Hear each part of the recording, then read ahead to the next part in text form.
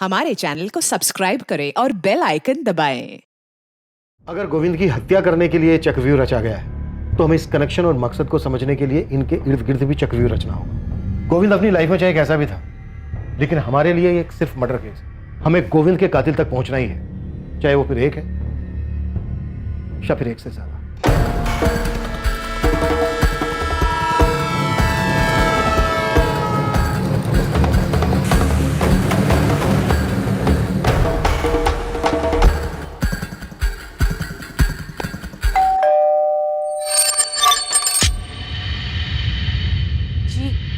कहिए। सोनाली बेचारे आपकी बेटी है? हाँ, पर क्या बात है? बुलाइए उसे।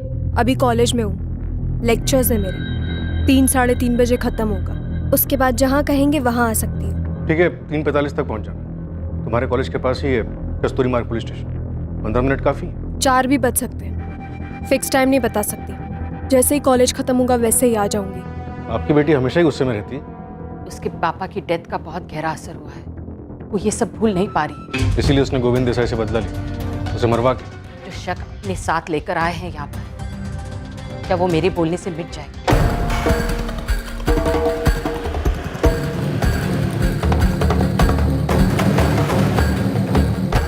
स्टेला थॉमस या स्टेला गौरी थॉमस, जो भी नाम है तुम्हारा, तुमसे मैं सिर्फ एक सवाल करूं, और अगर इस सवाल का जवाब मुझे अच्छा नहीं लगा ना, तो अगला सवाल तुमसे नहीं, तुम्हारी बेटी जेनी से होगा। बच्ची है जेनी, अभी क्या बताएगी आपको? और अगर आपको मुझसे जवाब नहीं मिला ना, तो वो भी कुछ नहीं बता पाएगी। सब तो बता चुकी हूँ। और क्या पूछना है आपने? कुछ नहीं है मेरे पास और भी बताने के लिए। प्रकाश और संजय स्टेला, प्रकाश और संजय कहाँ है स्टेला? मेरा सवाल ये है।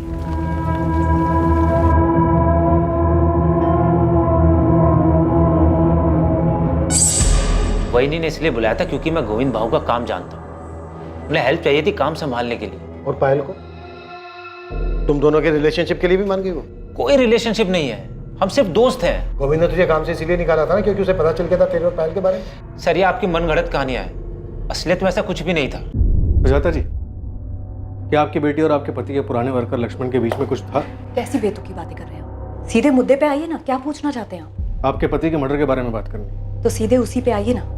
मेरी बेटी का क्या ताल्लुक है? जब तक हमें अक्यूज मिल नहीं जाता, कोई भी हमारे शक के दायरे से बाहर नहीं। कुछ नहीं है मेरी बेटी और उस लक्ष्मण के बीच में। अब आप सोचेंगे मेरे और लक्ष्मण के बीच कुछ है। देखिए इंस्पेक्टर, आपको जो भी पूछना है ना, सीधे सीधे पूछिए। मैंने ना सिर्फ अपना पति खोया है, बल्कि अब इस बात का भी एहसास हो रहा है कि मैं एक ऐसे पति के साथ रह रही थी जिसकी हमारे अलावा भी एक अलग जिंदगी थी, जिसके बारे में मुझे पता भी नहीं।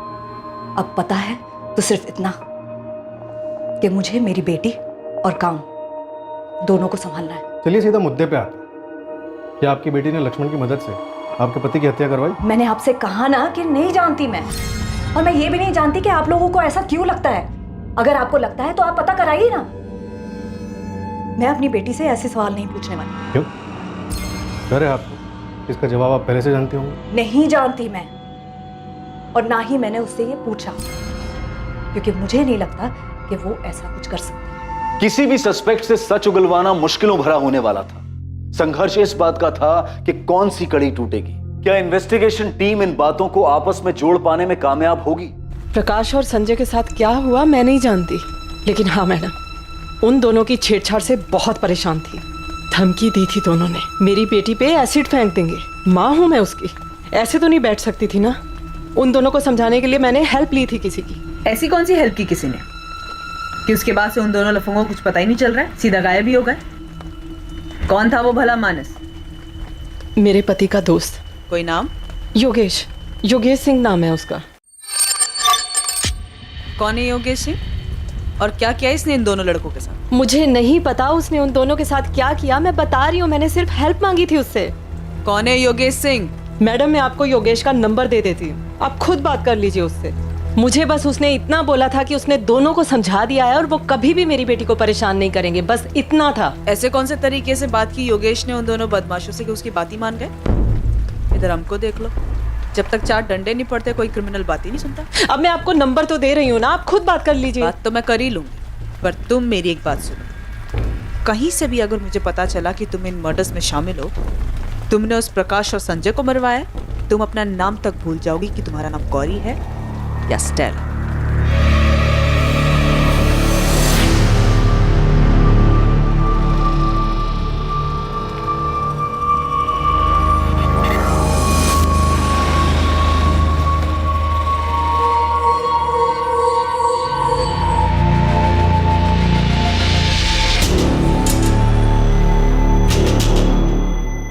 सोनाली बेचारे को तू जानता था, ये बात तूने हमसे पहले क्यों नहीं बताई? सर याद नहीं था, ऐसे बहुत सारे लोगों को जानता हूं मैं। सर 6 महीने में गोविंद भाऊ के घर एक ही बार गया हूं, गोविंद भाऊ की मौत के बाद सर। मर्डर बोल लक्ष्मण, मर्डर। हाँ सर, मर्डर के बाद गया भी था सर वहां पे तो उस फैमिली से मिलने के लिए, क्योंकि बस फैमिली को जानता हूं सर। सर मैंने आपको बोला ना किसी लेनदार का काम है। सर आप किसी लेनदार का कॉलर पकड़िए ना सर। आपने भी वो सुपारी वाला पकड़ा ना सर, रतन देशमानी। सर ऐसे ही अगर आप किसी लेनदार को पकड़ेंगे ना तो आपको मर्डर भी मिल जाएगा। सर 3 साल पहले मैं उनके यहाँ काम करने गया था, तभी मेरी पायल से दोस्ती हो गई थी। उसके बाद मैंने वहां से काम छोड़ दिया। उसके बाद भी मेरी पायल से बात होती, वही से बात होती थी। सर हमारा फैमिली रिलेशन था सर। फिर उसके बाद उसकी फैमिली में ये हादसा हो गया। सर पायल दुखी थी, उसे रोने के लिए कंधा चाहिए था सर। तो तूने अपना कंधा आगे कर दिया। तोड़ देंगे तेरे दोनों कंधे हम, कभी बोझ उठाने के लायक नहीं रहेगा लक्ष्मण। सीधे सीधे बोल, स्टेला गौरी थॉमस कैसे आई पिक्चर में? सोनाली बेचारे के साथ मिलकर पायल को भरोसे में लेकर क्या प्लान बनाया तूने? और वो 2 लोग कौन थे जिन्होंने 19 वार किए गोविंद पर? सर कोई नहीं मिल रहा ना सर, मुझे ही फंसा दो सर। सर लिख दो एफआईआर मेरे नाम पे, डाल दो मुझे सर जेल में। सर मैं खुद ही चला जाता हूँ सर जेल में। ये होशियारी ना बाहर जाके दिखाना, जहां पर नहीं चलने वाली है, समझा? सर मैं तो बलि का बकरा बन के रह गया हूँ। इधर आप लोग मुझे काटना चाहते हैं, उधर सर पायल भी मुझ पर डाउट करने लगी है। सर कैसे सबको विश्वास दिलाऊंगा? सच सच बता लक्ष्मण, पापा को तूने मरवाया है? पुलिस वाले शक करते हैं, समझ में आता है, पर तुम भी? माँ की हालत अब देखी नहीं जाती लक्ष्मण, वो बिल्कुल टूट गई हैं। लोग पापा के बारे में पता नहीं क्या क्या बातें कर रहे हैं, बहुत तकलीफ होती है उन्हें, और हम सोच भी नहीं सकते कि उन्होंने क्या क्या झेला है। लोग जो बातें कर रहे हैं ना, सब सच है। और एक सच ये भी है, मैंने सोनाली के फादर को धमकी दी थी। देख लक्ष्मण, थोड़ी हेल्प कर दे, मैं बहुत परेशानी में हूँ। देख थोड़ा समझ के एडजस्ट कर देना। हाँ? मैंने कभी सोचा भी नहीं था कि जिस घर के लिए मैं पैसे लगा रहा हूँ उसका बिल्डर वो पैसे लेके भाग जाएगा। अब आपने गलत जगह दांव खेला, मेरी प्रॉब्लम नहीं है। अगर इस बार पैसे नहीं आए ना तो आपका नंबर जाएगा सीधा वसूली एजेंट के पास। आपको पता है ना कैसे वसूल करते हैं? सीधा आपके घर आएंगे, और आपको पता है उनके तौर तरीके कैसे होते हैं। लक्ष्मण ऐसा मत कर, मेरी बात सुन। देख मैं फैमिली वाला आदमी हूँ, एक बेटी है मेरी घर में।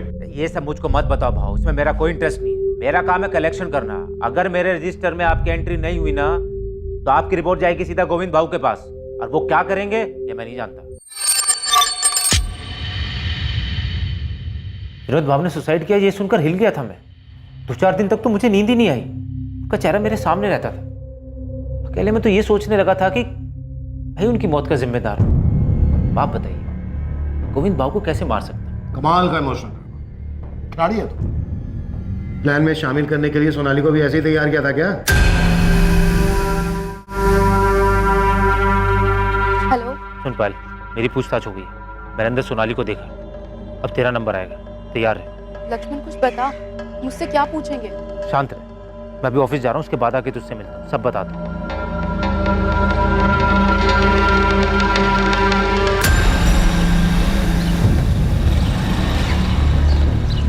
गणेश योगेश सिंह नाम है बंदे का। स्टेला ने इसी की मदद दी थी प्रकाश और संजय को समझाने के लिए। तो जानता है किसी योगेश को? योगेश सिंह? ये वो मांड वाले उस्ताद योगेश सिंह है क्या मैडम? अबे तो पूछ रहा बता रहा है। मुझे पता होता तुझे यहाँ गप्पे मारने के लिए बुलाती मैं। पता कर कौन है योगेश सिंह। मैडम एक योगेश सिंह को तो मैं जानता हूँ, मांड वाली उस्ताद। अपने ठाकुर बावड़ी थाने में कई केसेस हैं इसके नाम पर। अपनी शर्तों पे हर तरीके के मैटर सुलटाता ही यार। इसके नाम पर 2-3 हाफ मर्डर भी है मैडम। गणेश ये बंदा मुझे आज के आज मेरी टेबल के सामने चाहिए। और ये नंबर ले, स्टेला ने दिया है। फिलहाल ये नंबर बंद आ रहा है, लेकिन गणेश तो इसे हाजिर कर। मैं पूरा यकीन है कि गोविंद देसाई के मर्डर में इसी का हाथ है।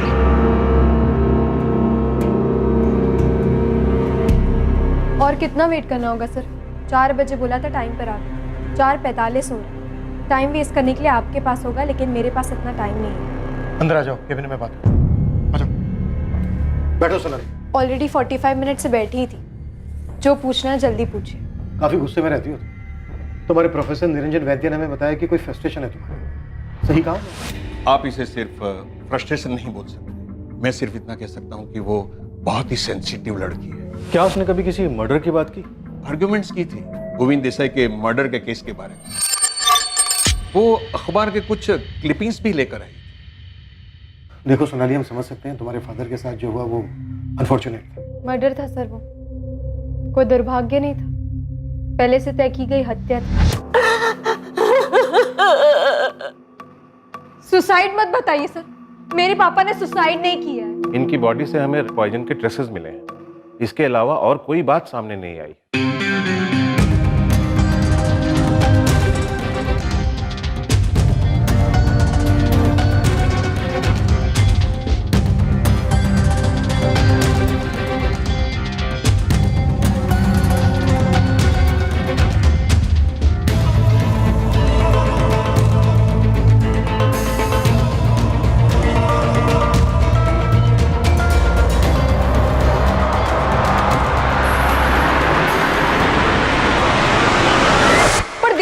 मर्डर है ये, मजबूर किया जा रहा था उन्हें।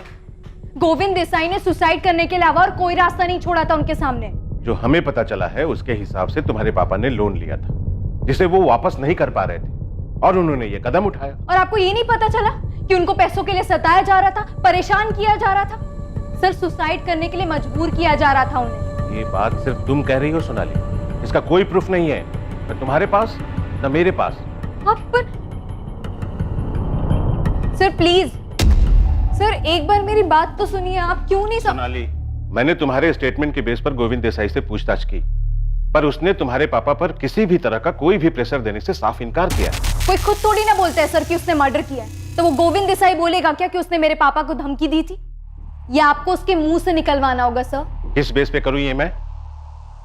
क्या तुम्हारे पापा ने कोई सुसाइड नोट छोड़ा है? उन्होंने लिखा है कि ये बंदा मुझे धमका रहा था?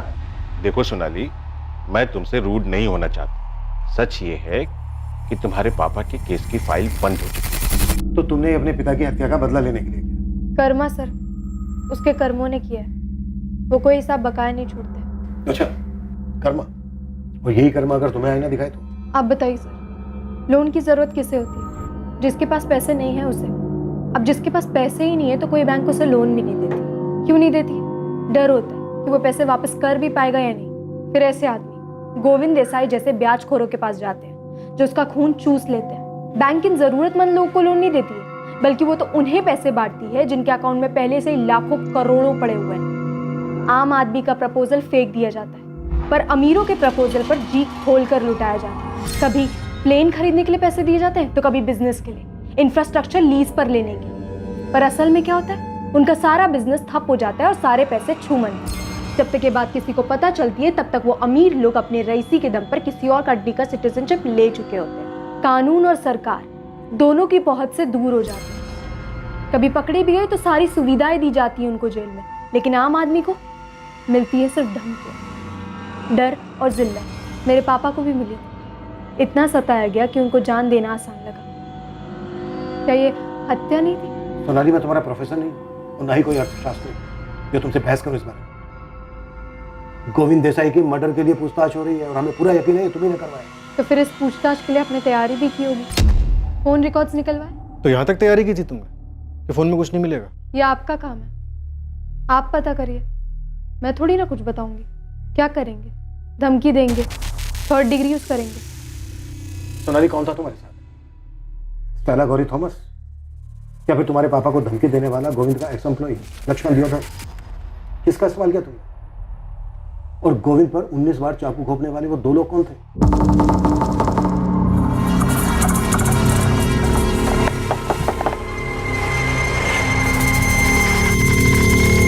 कौन तुम लोग? स्टेला गौरी थॉमस या लक्ष्मण दियोदर, इन दोनों में से किसने आपको मेरा नाम बताया? उसी से पूछ लीजिए कि कैसे इस्तेमाल हो गए थे वो, और गोविंद देसाई को मारने में क्या रोल था मेरा। ये बेहतर तरीका होगा ना मुझे फंसाने का, नहीं? तुम्हें क्या लगता है तुमने अपने किए पे पर्दा डाल दिया? नहीं सर, अभी भी लूपहोल है, वो आप पता कर लीजिए उसे। तो अब मैं जाऊं या और कुछ पूछना है आपको? कुछ नहीं, जा सकती हो। वैसे सोनाली, मुझे पूरा यकीन है तुम्हारे पापा को लोन लेने से पहले सही गलत का अंदाजा तो होगा। जिस तरह से उन्होंने पैसे लिए थे उसी तरह से उनको पैसे वापस कर देने चाहिए। सही आदमी यही करता है। गोविंद देसाई चाहे कैसा भी आदमी, लेकिन तुम्हारे पापा ने पुलिस से मदद लिए बगैर ही इतना बड़ा कदम उठा लिया। क्यों? क्या करते वो? धमकाया जा रहा था उन्हें। तो उन्हें पुलिस के पास जाना चाहिए था, मदद मांगनी चाहिए थी पुलिस से, और उन्होंने इतना बड़ा कदम उठा लिया खुद ही, बिना पुलिस से मदद मांगे। उनका सांस लेना तक मुश्किल हो गया था। जो उनके साथ हो रहा था सिर्फ मैं देख सकती थी, मेरी माँ देख सकती थी। तुम देख सकती थी, तुम्हारी माँ देख सकती थी, तो फिर तुम दोनों ने उन्हें बचाने की कोशिश क्यों नहीं की? क्यों नहीं गई पुलिस के पास? क्यों नहीं मांगी पुलिस से मदद? सही कदम उठाने के बजाय तुम गोविंद देसाई के पास गए और अपनी ये बकवास में उन लोगों के लिए बचा के रखना जो लोन लेकर भाग जाते हैं। यहाँ आज भी 99% लोग मुसीबत में भी दिया हुआ कर्जा वापस करते हैं। अगर तुमने गोविंद को मारा है वो तुम पता कर ही लेंगे, लेकिन उसके बाद तुम्हारी खैर नहीं। देखो सोनाली, अभी भी वक्त है, बोल दो सच। तुमने अपने पापा का बदला लिया है ना, तुम्ही ने करवाया ना ये। अभी तो आपने बोला कि पता कर लेंगे, तो कर लीजिए ना पता।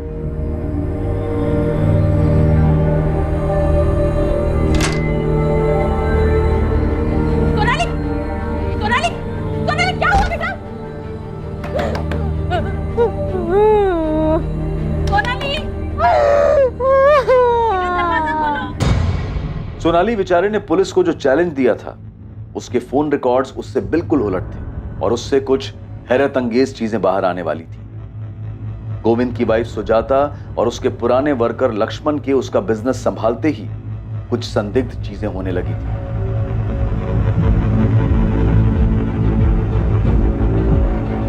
जेनी को छेड़ने वाले आवारा लड़कों प्रकाश और संजय के साथ क्या हुआ था इसका भी पता चलने वाला था।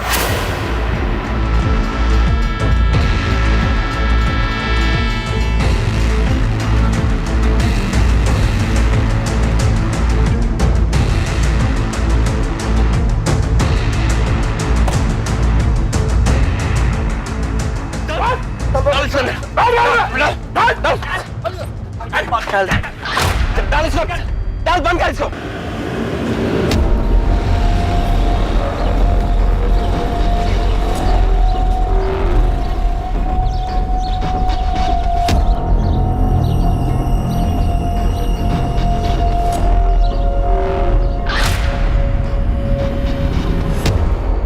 नमस्कार मैडम। नमस्कार। सुना कि आपकी खबरी मेरे बारे में पूछताछ कर रहे हैं, तो मैंने सोचा कि आप इतना तकलीफ क्यों ले, मेरे को फ़ोन मार देते, मैं हाजिर हो जाता आपके सामने। है कौन तू? योगेश सिंह, लोग प्यार से मेरे को मांडवाली उस्ताद भी बोलते हैं। स्टेला बता रही थी कि मेरे बारे में कुछ पूछ रहे थे आप तो। अच्छा, तो तू है जो स्टेला गौरी थॉमस के इशारों पे नाचता है? अरे मैडम, वो मेरे दोस्त की वाइफ है, उसका पति जॉन मेरा खास दोस्त था। संजय और प्रकाश को मार के कहाँ फेंका तूने? और गोविंद देसाई को किसके कहने पे मारा? स्टेला के कहने पे। तुझे क्या लगा तू पकड़ा नहीं जाएगा? प्रकाश और संजय मच्छर है मैडम, छोटे मोटे टपोरी। स्टेला ने अपने को बोला कि वो लोग जेनी को छेड़ते हैं, मुझसे मदद मांगा, तो मैंने उन दोनों को समझा दी। मर्डर वर्डर नहीं किया मैडम, खाली एरिया छोड़ के जाने को बोला बस। वो क्या बोलते हैं आप लोग, तड़ी पार, वही की। अबे गुंडे, टांगे तोड़ के ना हाथ में दे दूंगी अगर पता चला कि कुछ हुआ है संजय प्रकाश को। अभी बता कहाँ है वो दोनों? कुछ नहीं किया है मैंने मैडम, वो लफंडर लोग हैं, पी खा के पड़े होंगे किधर भी, अभी मैं उनके पीछे पीछे थोड़ी घूमता। योगेश, तुझसे ये पूछा है कहाँ मार के फेंका है तूने उन दोनों को? अरे मैडम कहीं नहीं, मैंने कहीं नहीं मारा उनको, आप फालतू में परेशान हो रहे हो। मैं तो मांडवाली करवाता हूँ, मर्डर वर्डर मैं नहीं करता है। ठीक है, अगर संजय और प्रकाश जिंदा हैं तो मेरी टेबल के सामने चाहिए, और वो दोनों बंदे भी चाहिए जिसको तूने भेजा था गोविंद देसाई को मारने के लिए। मैडम ये गोविंद देसाई कौन है? वो स्टेला बोल रही थी कि आप लोग उससे पूछताछ कर रहे थे उसके बारे में। उस बेचारी को क्या मालूम, उसने किसी से लोन लिया, अभी वो वापस लेने से पहले ही चला गया। तो मतलब स्टेला ने सुपारी लोन के पैसे से दी? अरे मैडम उसको क्या जरूरत है ये सब करने की? वो बेचारी अकेली औरत कामकाज करके अपनी बेटी जेनी को पढ़ा रही है। अब ताई को उसको ये बेकार के मर्डर वर्डर के लफड़े में घसीट रहे हो। आपको प्रकाश और संजय को देखने हैं तो मैं एक काम करता हूँ, मैं अपने लोगों को बोलता हूँ कि उन दोनों को पता लगा। एक हफ्ते का टाइम दो मेरे को, ये दोनों लुखे और गोविंद देसाई का मर्डर करने वाला आपके सामने होंगे। चल ठीक है, दिया तुझे मैंने एक हफ्ता, लेकिन इस पूरे एक हफ्ते सुबह 10 बजे तेरी हाजिरी चाहिए मुझे इस थाने में। आऊंगा ना मैडम, आऊंगा, पर वो स्टेला को ना परेशान नहीं करने का, क्या है उसकी लाइफ में पहले ही बहुत तकलीफ है। क्या बोला वो? कि स्टेला को परेशान मत करो। अब ये 2 कौड़ी का गुंडे हमें बताएंगे कि हमें क्या करना है और क्या नहीं करना है। सर, गलती करने का एक मौका दिया है उसको। मुझे पूरा डाउट है कि संजय और प्रकाश को उसने मरवा दिया है। इसके पीछे मैंने अपने आदमी लगवाए हैं। सर, अगर इसने हड़बड़ाहट में एक भी गलती की तो संजय और प्रकाश को गायब करवाने और गोविंद देसाई के मर्डर में इसका कनेक्शन सामने आ जाएगा। स्टेला पर भी नजर है हमारी, वो एक अहम कड़ी है इस केस में। नहीं, ऐसा तो नहीं है कि प्रकाश और संजय गोविंद के रिकवरी एजेंट थे? ऐसा तो कुछ सामने नहीं आया सर। गोविंद देसाई के कॉल रिकॉर्ड में भी ऐसा नहीं मिला है और लक्ष्मण भी मना कर रहा है। सर लक्ष्मण और पायल तो लगातार कांटेक्ट, लेकिन ना इन दोनों का सोनाली के साथ कोई कनेक्शन मिल रहा है और ना इन तीनों का स्टेला गौरी थॉमस के साथ कोई कनेक्शन सामने आ रहा है। सुजाता का कोई कनेक्शन स्टेला गौरी थॉमस के साथ? नहीं सर, लेकिन सोनाली के कॉल रिकॉर्ड्स में एक बात बड़ी अजीब है जो सामने आई। जिस दिन गोविंद का मर्डर हुआ यानी 17 जुलाई को, उस दिन सोनाली के फोन पर ना कोई कॉल आया और ना ही गया।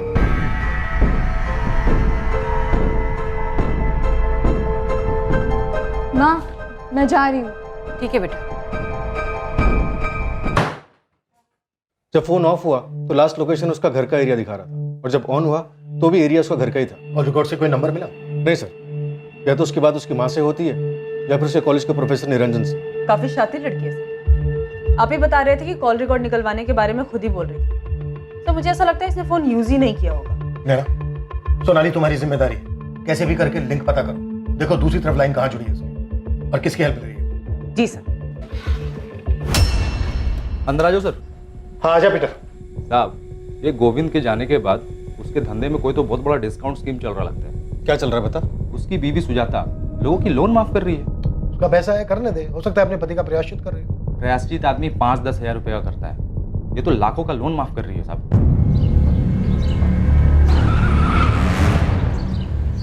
आज सोनाली गाड़ी में बैठ तुझसे बात करनी। क्यों? पुलिस वालों ने पिकअप ड्रॉप सर्विस शुरू की है क्या? क्या सर्विस शुरू की है ये मैं बाद में बता दूँ। फिलहाल गाड़ी में बैठ।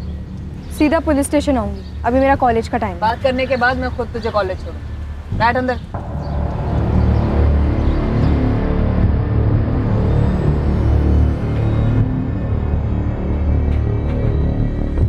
सुना है आप लोगों का कर्जा माफ कर रही है? जी, मेरे पति का पैसा है। अब उसके लिए पुलिस की परमिशन तो नहीं चाहिए ना? नहीं, परमिशन की जरूरत तो नहीं है, लेकिन इस बात का ख्याल अभी आया, ये पहले से डिसाइडेड था कि आपके पति के मर्डर के बाद। मेरी बेटी के बारे में आप पहले भी पूछ चुके हैं और मैं आपको बता चुकी हूँ। अब आपका इशारा मेरी तरफ है तो मैं आपको बता दूँ कि मेरे पति का मर्डर मैंने नहीं करवाया। चलिए फिलहाल के लिए मान लेते हैं, हमारे हाथ में भी ऐसा कुछ है नहीं। अजीब है ना, हमारे हाथ कोई लिंक नहीं लग रहा और इधर मुकेश पवार का पूरा 12 लाख माफ हो गया।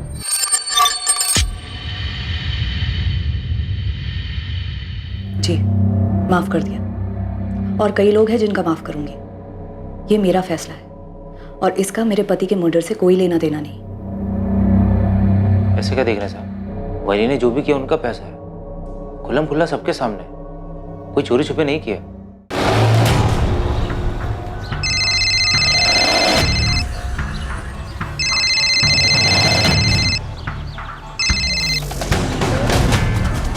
जी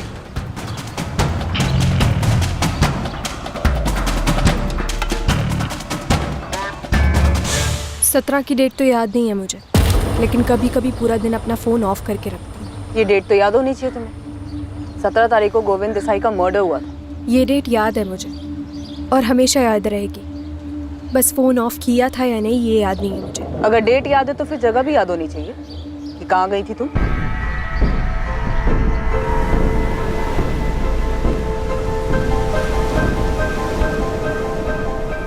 इतना याद नहीं है मुझे, लेकिन शायद मनोर के आसपास कहीं गई थी। खुद के लिए वक्त निकाल कर हमेशा जाती हूँ। सोनाली, तुमने गोविंद देसाई को मारने के लिए किसी को हायर किया था? मैम, मैंने नहीं किया है। आप चाहो तो अपने और लोगों को मेरे पीछे लगवाकर मेरे बारे में पता लगा सकते हो कि मैं कहाँ जाती हूँ, क्या करती हूँ, किससे बातें करती हूँ, क्या बातें करती हूँ। लेकिन आपको मेरे मुंह से सुनने के लिए ऐसा कुछ नहीं मिलेगा जिससे ये साबित हो कि मैंने किया है।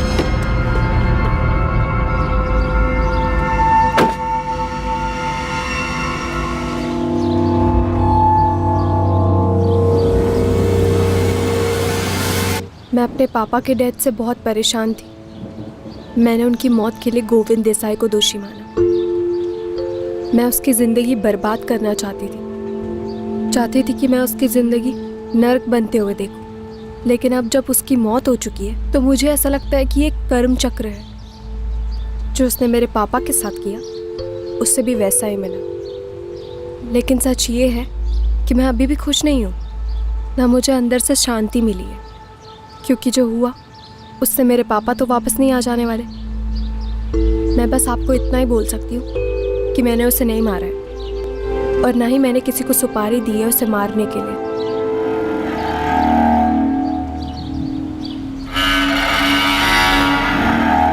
जैसा कि योगेश सिंह ने कहा था, एक हफ्ते बाद जेनी को परेशान करने वाले दोनों लड़के संजय और प्रकाश सामने आए और पुलिस को बताया कि वो जिंदा हैं। थे कहाँ तुम दोनों? मैडम, हम दोनों चुपचाप यहाँ से चले गए थे प्रकाश के मामा के यहाँ बदलापुर में, और अब तक वहीं थे मैडम हम। मैम, वो जेनी को नहीं छेड़ना चाहिए था, गलती हो गई थी, लेकिन उसके बाद जो हुआ तो हम डर गए थे मैम, तो यहाँ से भाग गए। गोविंद देसाई की हत्या में पुलिस को पहला ब्रेक थ्रू यहां संजय और प्रकाश की अचानक वापसी से मिला।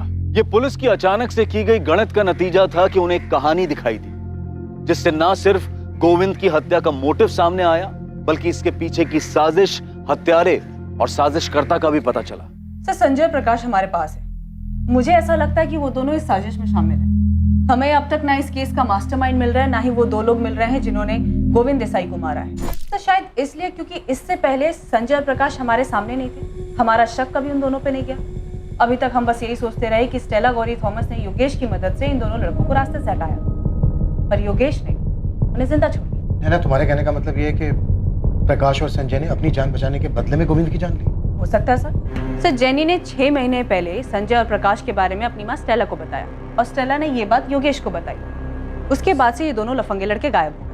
अब जो बात हमें स्टेला ने बताई उसके हिसाब से इन दोनों लड़कों के गायब होने के 2 महीने बाद वो गोविंद से मिले ट्रेन में, मतलब अभी से लगभग 4 महीने पहले।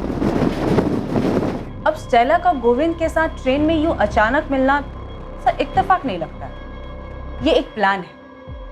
ये स्टेला झूठ बोल रही है, ये पक्का इस केस में इन्वॉल्व है। तुम कह रहे हो कि स्टेला ने खुद को चारे की तरह यूज किया और गोविंद उसके पीछे आया? गोविंद जिस तरह का आदमी था उस हिसाब से तो मैं श्योर हूँ कि गोविंद स्टेला के पास सिर्फ पैसों के लिए नहीं गया होगा। स्टेला ने उसको खुद की भी लालच दी। गोविंद ने अपनी पत्नी से कहा कि वो दमन जा रहा है, लेकिन वो गया नहीं, क्योंकि अचानक से स्टेला का फोन गोविंद को आ गया और स्टेला बहुत अच्छे से जानती थी कि इस इन्विटेशन को गोविंद कभी मना नहीं कर सकता। नहीं गौरी जी, मैं खुद आ जाऊंगा ना वहाँ। वैसे भी 6:30 बजे विरार साइड पर मुझे काम तो है ही, तो फिर उसके बाद आपके यहाँ आ जाऊंगा और कलेक्ट भी कर लूंगा पैसे। ठीक है गोविंद, जैसा आपको।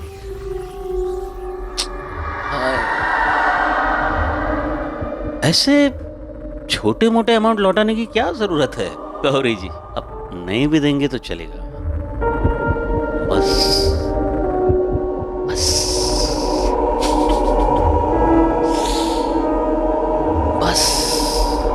उसके बाद 2 लोग गोविंद पे अटैक करते हैं। वो संजय और प्रकाश हो सकते हैं। गोविंद बाबू, कौन तुम लोग? अगर ऐसा है तो फिर सच चुकलवाते हैं संजय और प्रकाश से, है ना? तुम स्टेला और जेनी को भी ले आओ, चारों को आमने सामने बिठाते हैं और करते हैं पूछताछ। क्या हुआ? खाली याद क्यों है? वो चाकू लाना भूल गए क्या जिससे गोविंद का मर्डर किया था? याद नहीं आ रहा, मैं याद दिलाता हूँ। 19 बार के थे जिस पर तुमने कस्तूरी फाटा पा, यही है ना वो आदमी?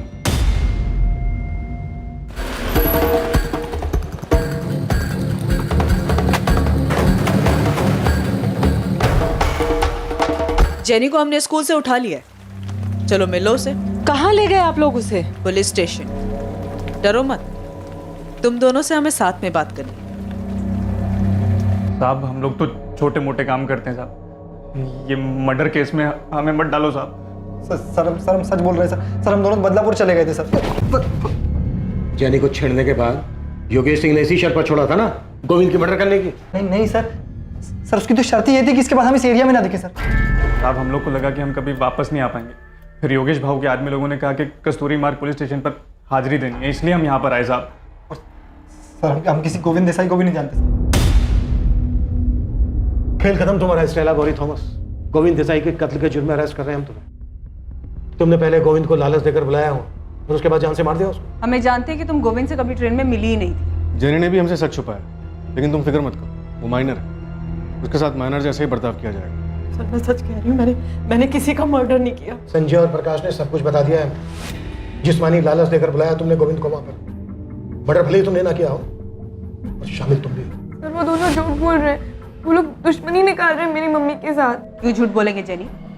तुम्हारी मम्मी ने इन दोनों गुंडों को हटाने के लिए एक दूसरे गुंडे योगेश की मदद ली इसलिए। सोचो, जब लोगों को ये पता चलेगा कि जेनी की माँ ने मर्डर किया है तो कैसा बिहेव करेंगे वो जेनी के साथ। सीधे सीधे बता दो, ये सारी प्लानिंग कैसे बनाई थी?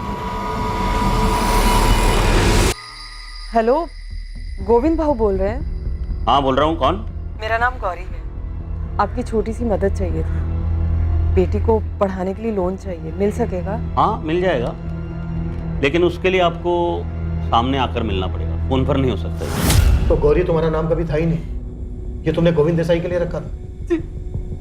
इसीलिए रखा था, लेकिन मुझे नहीं पता था ये सब होने वाला है। तो फिर ये लोन वोन ये सब नाटक था? क्यों किया तुमने ऐसा? क्या तुम्हारा हिसाब भी कोई बाकी था? सर मेरा उसके साथ कोई हिसाब बाकी नहीं था।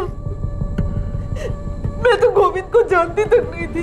प्रकाश और संजय का डर अब खत्म स्टेला। अब इधर कभी दिखाई नहीं देंगे वो लोग। Thank you so much Yogesh. Jenny बहुत डरी हुई थी, इसीलिए तुम्हें परेशान किया। और हाँ, इसके बदले कभी भी तुम्हारी कोई भी मदद कर पाऊं ना, मैं हमेशा तैयार हूँ। ये क्या बोल रही स्टेला? जॉन होता तो भी ऐसे ही बोलती क्या? दोस्त था वो मेरा, अभी वो नहीं है तो उसकी फैमिली के लिए इतना तो करना बनता है ना। योगेश, तुम्हारा ये एहसान ना जिंदगी भर उधार रहेगा मुझ पे, सच बोल रही हूँ। तो गोविंद को फंसाकर तुमने योगेश का एहसान चुकाया। मुझे नहीं पता था योगेश के मन में क्या है। एक हेल्प चाहिए स्टेला। बोलना योगेश, क्या बात है? गोविंद देसाई ये इंटरेस्ट पे पैसा बनाता है। अच्छा, बस इसको एक कॉल कर और बोल कि तेरे को लोन चाहिए। लोन? हाँ, और अपना नाम गौरी बताने का, स्टेला नहीं। गौरी? तू फिक्र मत कर, अपने को उसके साथ कोई पुराना हिसाब किताब चुकता करना है। जैसा मुझे योगेश ने बोला था मैंने बिल्कुल वैसा ही किया। मैंने 10,000 रुपए अरेंज कर लिए हैं गोविंद जी, आप लेने आ सकते हैं या फिर? नहीं, मैं खुद आ जाऊंगा गौरी जी, क्योंकि वैसे भी मुझे विरार साइड पे 6:30 बजे शाम को काम है ही, फिर उसके बाद आपके यहाँ आ जाऊंगा। नहीं गोविंद जी, घर मत आइएगा, मेरी बेटी भी होगी। कस्तूरी फाटा पे मिल सकते हैं? मुझे वहाँ पे कुछ काम है तो आपके पैसे भी दे दूंगी और किसी होटल में डिनर भी कर लेंगे। हाँ बिल्कुल गौरी जी, तो मिलते हैं। प्रकाश और संजय वाला एहसान बराबर स्टेला। ये लास्ट टाइम था योगेश। हाँ, इसके बाद जरूरत भी नहीं पड़ेगी। आज मैं गोविंद का हिसाब किताब भी बराबर कर दूंगा।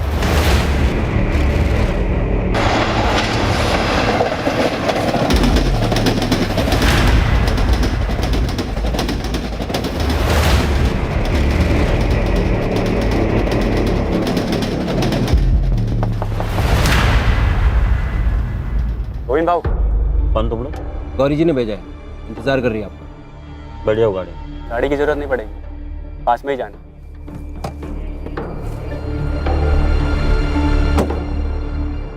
कहाँ जाना? आओ बस वो पीछे। हाँ? ये तूने क्या किया योगेश? पुलिस का फोन आया था मुझे, गोविंद का मर्डर हो गया, मर्डर, और मेरा नंबर मिला है उसके फोन से। परेशान मत हो स्टेला। तू ये करने वाला था, इसलिए फोन करवाया था गोविंद को मुझसे? योगेश, तूने मुझसे कहा था कोई पुराना हिसाब बराबर करना है उससे, ये नहीं बताया था तूने मुझे? घबरा मत, डरने की कोई जरूरत नहीं है, कुछ नहीं होगा। जैसा मैं सुना रहा हूँ वो याद कर और पुलिस को भी वैसे ही बताना। तू ट्रेन में आती जाती है ना? योगेश ने जैनी को संजय और प्रकाश से बचाया था, इसलिए तुमने आंख बंद करके उस पर भरोसा कर लिया और गोविंद को वहां पर बुला लिया जहां पर उसका मर्डर हुआ। योगेश ने क्यों मारा गोविंद को? सर मुझे कुछ नहीं पता योगेश ने ऐसा क्यों किया। मुझे तो ये भी नहीं पता था कि वो मेरा इस्तेमाल कर रहा है।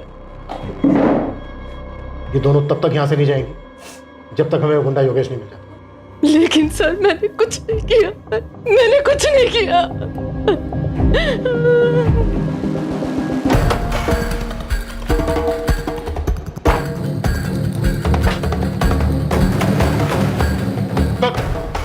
अरे साहब अपनी बात हो गई थी ना, वो दोनों बंदे हाजिर भी करवा दिए थे मैंने। अभी क्या? तू हमें बताएगा किससे बात करनी किससे नहीं? हाँ, तुझे क्या लगा? तू बोलेगा तो हम स्टेला को छोड़ देंगे। कदम, अरे कदम बस। बैठ। चलो जा शुरू, टाइम नहीं है मेरे पास, मुझे और भी मैटर सेटल करने हैं। ये दोनों गए थे साहब, जग्गा और बूंटी, गोविंद को मारने। ऐ शाबाश। कदम, अरे दोनों को, तीसरे को छोड़ दे। चल बोल, क्या लफड़ा था तेरा गोविंद देसाई के साथ? पैसे लिए थे तूने उससे? पैसे लिए थे साहब, लेकिन उसके नहीं, उसकी सुपारी के पैसे लिए। और वो पान की दुकान कौन सी है जिसने तुझे सुपारी पकड़ाई? मुकेश पवार नाम है उसका। और ये वही है ना जिसका कर्जा माफ हुआ था? हाँ सर, वही है। मांडवारी करवाना है तो बोल, फुल मर्डर का 4 लाख लगेगा। मिल जाएगा 4 लाख। ये आदमी 2 लाख एडवांस लगेगा, पूरा प्लानिंग करना पड़ेगा, सर्किट बैठाना पड़ेगा। कल मिल जाएगा, तो डील पक्का समझो। कल पैसा ला, फिर डील पक्का समझ। स्टेला को यूज क्यों किया? ये तेरा प्लान था? हाँ साहब, मेरे को लग गया था कि गोविंद को चारा डालना ही पड़ेगा, इसलिए मैंने फुल प्रूफ प्लान बनाया। एक विधवा को चारा बनाया तूने, बच गई ना तेरे फुल प्रूफ प्लान की।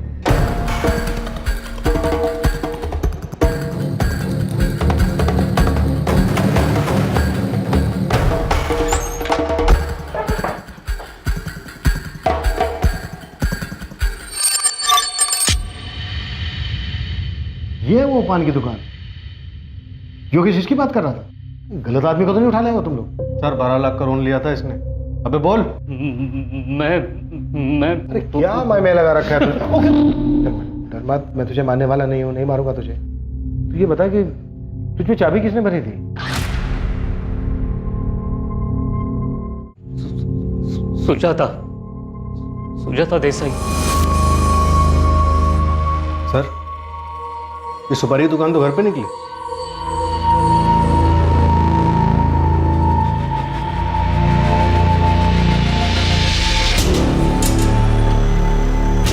गोविंद को मारने के लिए सुपारी मैंने दी थी मुकेश को। उसके बाद मुझे नहीं मालूम कि कितने लोग थे और किसने उसे मारा। पायल को इसके बारे में कुछ नहीं मालूम था और मैंने ना कुछ बताया। ये सब हम पता लगा लेंगे सुजाता जी, किसको क्या मालूम था, क्या मालूम नहीं था, क्या चार्ज लगाना है। अब सिर्फ ये बताइए कि आपने गोविंद की सुपारी क्यों दी थी? वो बहुत सी औरतों के साथ शारीरिक संबंध बनाता रहता था इसलिए।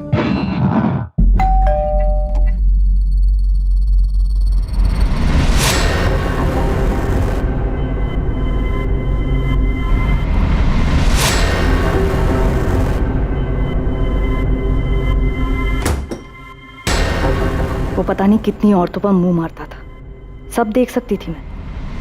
जो करना था करता, पर हर चीज की एक सीमा होती है। वो लांग दी थी उसने। क्या नहीं दिया मैंने तुझे और पायल को? ब्यूटी पार्लर कर, शॉपिंग कर, जो करना है कर, पर मुझसे सवाल मत कर। अशोक और नरेश सही बोलते हैं, तुम बदल गए हो गोविंद। बदल गया मैं।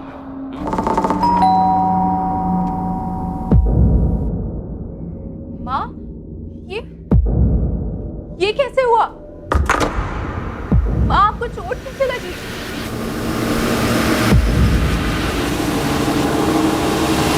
पापा, वहाँ पर हाथ कैसे उठाया आपने?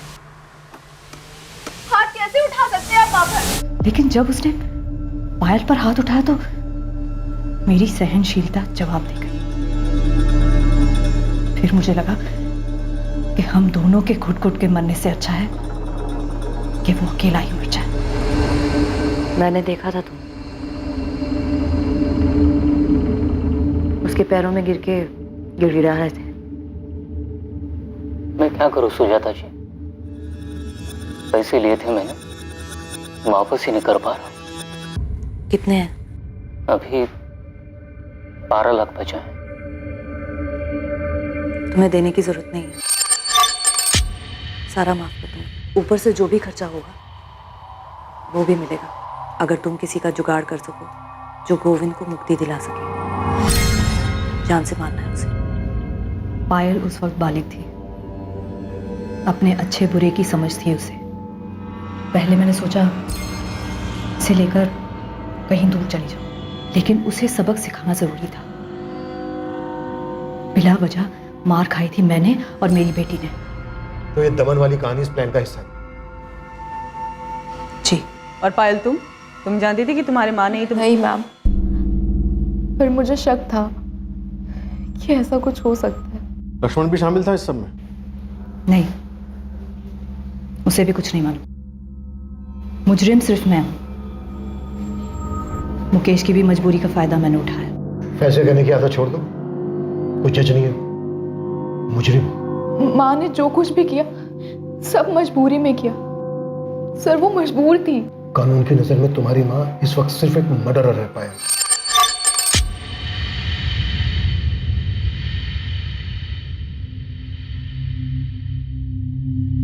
पता नहीं पापा ने ऐसा क्यों किया, हमें कुछ बताया तक नहीं। ये तो वही बता सकते हैं। मैं सिर्फ इतना ही बता सकती हूँ बेटा, शांति पाने का एक ही रास्ता है।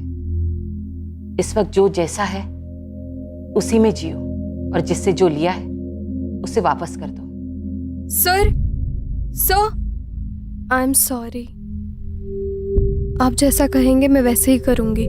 कोशिश करूंगी कि खुद को बदल सकूं।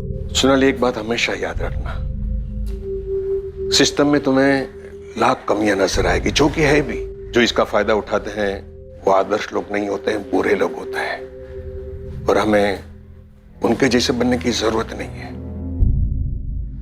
ख्याल रखना अपना। स्टेला ने गोविंद को फोन तो किया था, पर ना तो वो हत्या में शामिल थी और ना ही उसे ऐसा होने का आभास था। इस वजह से उसके खिलाफ कोई चार्जेस फाइल नहीं किए गए।